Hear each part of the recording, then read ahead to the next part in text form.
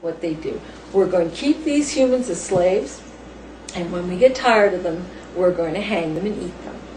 That was the first time I really got it, what this eating. This wasn't just about energy or sucking energy. This was about literally chopping them to pieces and eating them. So this, for you, was right around the January 2005 yeah, that you it was got New Year's that. Eve. I was supposed to go to New Year's Eve party. So was this just to come off Vinny acting like he's your buddy? Like, oh yeah, I mean, he's you know, an okay guy. I still didn't understand it, and he was, he wanted, he wanted me to be his girlfriend, and so now you know Vinny is full. They're all like this. He's just as vicious and two-faced as yeah, they all are like this. This is basically their MO. Now you've said, I had to come to grips with the realization that something very evil is in charge here. Yeah, it's reptilians. What are your thoughts about why the astral people are stuck over there in the astral? Because they put them there. They're still part of the net. Once they're there, they can't get out. Does anyone ever escape the astral world? None of them. Now they have the Pleiadians have gotten a lot of people out. But without the Pleiadians, they never knew anybody. They only knew one person, a woman who was a witch, and she did satanic ritual, and she disappeared one day. That was the only one that any of the people that I talked to had ever seen leave. And Francis had been there since 1830, birth years. Now, astral people, you say, are forbidden to talk to you, but they do anyway. Yeah. At what risk? Oh, probably being tortured and killed and hanged and eaten. But let me ask one. Do people shuttle back and forth? I mean, if you die in the astral, you get shuttled back to this realm? Yeah. Like back and forth? It's just, they're both different aspects of the same holding They pen? don't seem to reincarnate people from, I don't know, that world. I don't know. That's a good question. That one I don't know. Because my sense is that it's just holding pens where you get your spirits just shuttled back and forth, but you're kept in the same holding pen. It seems that I don't think the people in the astral, they seem to stay there they don't leave. They don't disappear. Well, how do we get here? I think we came from, the Pleiadians Not that are here. Not the Pleiadians. I think that they have heaven worlds. They have other worlds. I can only talk to the ones in the lower astral. I mean, I like to know how did I get here? Well, probably that once you were incarnated from, maybe you were in the lower astral. I don't know. I just know that the people that I spoke to who lived around here never knew anybody who left. At least I don't remember them ever saying, because I asked them that, and they didn't seem to think anybody ever got out of there. So they're incarnating people, but they must be from someplace, another level. That's all. Because there are other levels. you've decided to stick up for these people and look out for the people in the astral. And one of the things that convinced you to do it was the amount of child abuse that goes on there. And you've said a number of times, maybe even in this interview so far, that reptilians often rape the children to death. Yes. There was one child who told you, "My name is Daniel. Please don't forget me." Now, what's going on there, and how do you think what you're doing is going to be able to finally affect a change? All I can do is give them hope that this thing is going to end. I talk to them about May, just like I talked on the website. I just tell them that they're getting kicked off, that all that they've suffered, they're going to be healed. They are going to get out of there. These aliens are going into hell.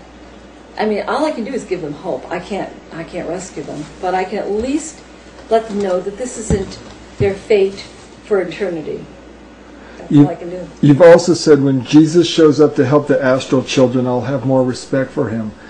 Yeah. That's an inflammatory remark to the Christians, but what does that mean to you? Like, why did you say that? And what do you mean by that? I said that because I made comment about the washing machine being old, and I said, well, that washing machine is brand new, and he said, oh, well, it doesn't work like that. So it's similar, but it's not exact. There's differences. I don't know exactly how that works. And you said all your prayers and efforts couldn't stop Roger from being attacked by these reptilians every night. And then the reptilians began talking directly with you. What were the nature of those conversations? Mostly threats, mostly threatening me. They either they wanted to rape me or kill me. That was pretty much the extent of it. It was interesting. They didn't catch on to reverse speaking for about 2 weeks. So whenever I would put on my recorder, there'd be one of them, and he'd be saying something to me. Now they use regular old American names, and one of them would say, I'd say, well, who am I speaking to? And he'd say, I'm an alien. My name is Ralph. And then I would turn around real quick, and he goes, I'm lying. My name is really John. And I would say back into the recorder, you're not Ralph. Your name is John. And they go, oh my God, how did she know that? This woman they called me a seer. They called me a witch. They called me Ave Sophia, one of them said. They didn't know I was reversing. They'd never heard of this. That's why I'm saying it's new. And finally, somebody figured out, because they're watching, they said, she's doing something with the recordings. That's how she knows what we're thinking. And then they had to be very careful, because as soon as they would say something, which they always talk, I could turn it around and figure out what they were really thinking. So I had hundreds of them here, literally. They told me they were surrounding me, and we're going to, next time you go to the dentist, we're going to put a virus in your gum, we're going to insert cancer into your womb, we're going to rape you, we're going to, it was on and on. And they said, and now watch, she's going to sing for Jesus. And I said, I only talk to the one, I serve the one. And as soon as I said that, it was everything changed. So they were trying to trick you into Jesus worship. Well, because Jesus... Because they controlled that whole ideology. That's right. The reptilians pretended to be Pleiadians talking to you. Oh, all the time. But never humans. No. Oh, no. They think human. They look down on humans. They think they're just retarded cattle. But they do. They hate the Pleiadians, but they have amazing respect for the Pleiadians. So what did you learn from talking with the reptilians? What were the key lessons or ideas that you came away with? They're miserable. They're very unhappy. They don't like their lives. They're very controlled. They have hierarchies. They have to do what they're ordered. If they don't go along with the program, they're annihilated. They usually have their heads cut off. They have some regular births. Most of them now are clones. They one said, I'm 2 years old, but he was old enough to be doing, they're clones, so that they come from Orion, and they want to go back to Orion because they know it's coming up, but they don't want to stay here. They know they're going to be killed, and they're very angry at the big shots going out on the big ship, very angry that they've been left behind. They're just considered peons. And who was Vinny? Well, Vinny was one of the first reptilians that I actually talked to, and I still didn't understand the extent of what they were doing on the other side.